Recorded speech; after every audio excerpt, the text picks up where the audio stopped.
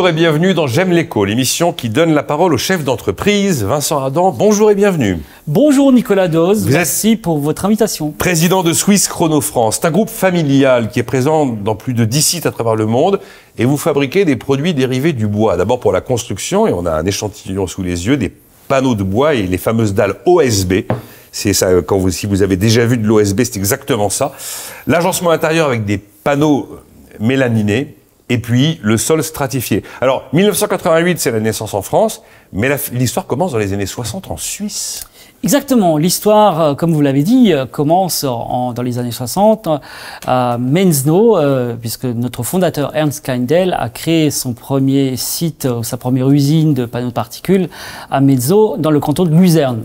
Et aujourd'hui, comme vous l'avez dit aussi, c'est sa fille Inès Kindel qui est toujours propriétaire et détient 100% des parts de notre groupe. 100% des parts. 100% des parts. Un groupe parts. qui fait plus de 5000 personnes dans le monde. C'est quand même pas... 5000 personnes avec 10 sites, des États-Unis à la Russie, en passant par l'Ukraine, la Hongrie, la Pologne, l'Allemagne, la Suisse et bien sûr la France. Alors l'OSB, si on a un jour bricolé dans sa vie, on sait ce que c'est. On sait ce que c'est que le placo, bien sûr, mais on sait ce que c'est que l'OSB. Et vous êtes l'unique fabricant français d'OSB et tout ça est fait à Sully-sur-Loire. Tout à fait, on est l'unique. Chaque fois que je vois de l'OSB dans un magasin, c'est vous. Alors, il y a de l'import aussi. Il y a de l'import. Oui. On a quelques confrères aussi qui sont pas situés sur le territoire français. Non, mais d'accord. En tout cas, vous êtes vraiment l'acteur français de l'OSB. Tout à fait, tout à fait. Vous avez 3 actualités qui vous tiennent à cœur aujourd'hui, notamment un projet qui s'appelle Green Energy, qui a quand même à Sully-sur-Loire demandé plus de 100 millions d'euros d'investissement pour lesquels vous avez été éligible au programme France 2030, aux côtés de l'ADEME. Ce qui veut dire qu'il y a des politiques publiques qui servent quand même à quelque chose. Racontez-moi ce projet, où vous en êtes et quel est l'enjeu. Alors le projet, le chantier bat son plein, il est en cours, on a installé déjà 2 sécheurs basse température qui vont remplacer les sécheurs haute température. Les sécheurs pour sécher les lamelles de bois. Les lamelles de bois, voilà, tout à fait. Et donc ces sécheurs vont être alimentés par une chaudière biomasse et les sécheurs vont nous permettre, ces sécheurs basse température, de réduire notre consommation d'énergie aussi sur le site. Et on va installer... Elle est déjà pratiquement installée, la chaudière biomasse de 63 MW, qui est vraiment une 63 MW. C'est la plus grosse chaudière biomasse dans la région Centre-Val de Loire qui va fonctionner. Et effectivement, on est avec des partenaires, avec Dalca et Meridiam sur ce sujet-là, puisque ça va nous aider à substituer l'énergie fossile qu'est le gaz par la biomasse qui sera générée par notre site, c'est-à-dire les poussières et l'écorce. Oui, c'est un vrai projet de décarbonation. Alors, tout à fait. D'économie d'énergie et de décarbonation. Exactement, puisque ça va nous permettre de réduire de plus de 35 000 tonnes de CO2 fossiles en moins par an. C'est pas rien. Ah non, c'est pas rien. Quand on voit l'investissement, on imagine que vous savez où vous allez, quoi. Tout à fait. Et la 3e étape, ça nous permettra aussi d'augmenter notre capacité de production, justement pour les panneaux et dalles OSB de 20%. D'accord. Et tout l'ensemble, effectivement, fait effectivement plus de 100 millions. L'événement, c'est septembre prochain, c'est ça. C'est là où vous allez inaugurer, j'ai presque envie de dire ce nouveau site, mais enfin... Exactement. Le projet ou le chantier, c'est plus un projet, ce chantier va être inauguré le 5 septembre exactement, en présence du président d'EDF, Luc Rémond, la présidente de Dalca, Sylvie Joanneau, que vous connaissez sans doute, voilà, Thierry Déhaut, le président de Meridiam, Madame Inès Kindel, notre propriétaire, sera présente également. Bien sûr, vous serez conviés aussi, Nicolas Dose. Et nous, on espère aussi la présence de ministres, donc Monsieur le maire, Monsieur Béchu, je fais un appel, vous serez conviés à cet événement. Deuxième grosse actualité qui vous occupe, le projet dit Orpigna. Et là, l'enjeu, c'est un enjeu de réindustrialisation. Exactement. On travaille depuis près de 2 ans sur ce sujet-là. Donc l'étude d'une nouvelle implantation d'un site industriel dans la région Nouvelle-Aquitaine, dans les Landes, où il y a la ressource bois. Déjà. On a déjà signé des promesses de vente, effectivement, sur les terrains. Et on travaille sur l'instruction, sur l'ingénierie, sur ce sujet-là, depuis 1 an et demi, 2 ans, avec l'ensemble des élus locaux, avec les préfectures, la DREAL, la DRAF. Et donc, effectivement, on voit un peu... Et donc, ça se passe bien ou c'est l'enfer ?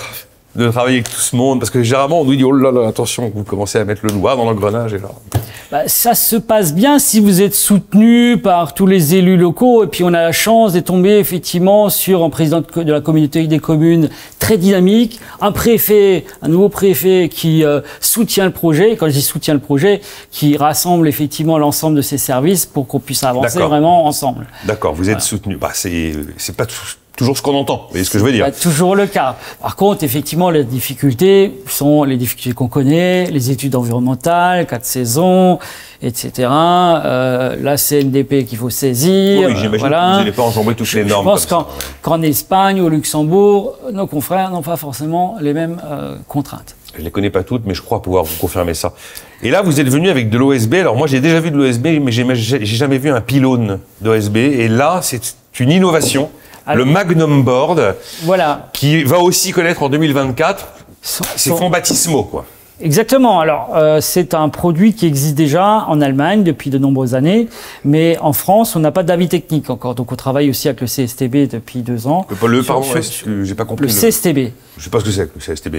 C'est le centre technique du bâtiment. D'accord, très bien. Centre scientifique et technique du bâtiment. Voilà. C'était pour éclairer ceux qui nous écoutent. Oui, tout à fait, merci. Donc, c'est quoi ce Magnum Board? C'est des panneaux de grande longueur qui sont collés les uns sur les autres pour faire un mur masse, pour faire des constructions hors site, ce qu'on appelle aussi le hors site. Donc, c'est comme des murs en préfin en béton, mais ils seront en bois, donc qui permettront de décarboner la construction bois et mettre en œuvre aussi la RE 2020.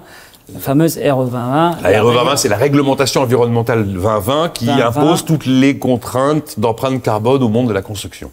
Qui permet d'analyser le cycle de vie de l'ensemble du bâtiment et des produits. Donc effectivement, on voit la traçabilité de l'ensemble, de l'origine des produits jusqu'à la fin de la vie du produit. Certains disent beaucoup de mal de la RE 2020, mais pour un groupe comme Suisse Chrono, c'est quelque chose qui offre des perspectives.